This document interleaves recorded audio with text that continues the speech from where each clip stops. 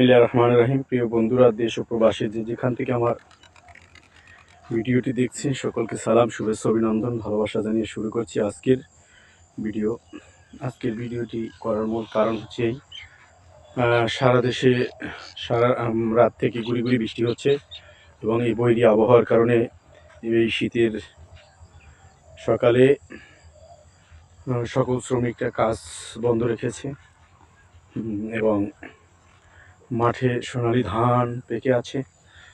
যদি এর চেয়ে একটু বেশি বৃষ্টি হয়ে যায় তাহলে ধানের অনেকটাই বড় ক্ষতি হয়ে যাবে। এই ক্ষতি সকল মানুষের জন্য হবে।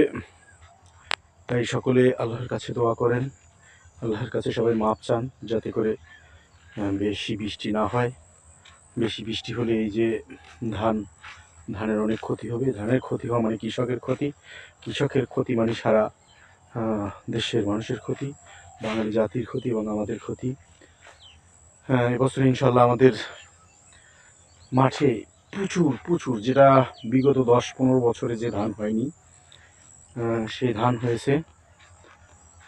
আর আমরা কোনো একটা মাহফিলের বয়ানে শুনেছিলাম যে অত্যাচারী শাসক যখন চলে যায় তখন আল্লাহ পৃথিবীতে শস্য বাড়িয়ে দেয়, মানুষের রিজিক বাড়িয়ে দেয়। তারই একটা দৃষ্টান্ত পাচ্ছি আমরা আমাদের মাঠে। আমি আমার জন্মের পর থেকে এত ধান কখনো দেখিনি। এত ধান আল্লাহর ইচ্ছা আল্লাহ দিছে, শুকর আলহামদুলিল্লাহ।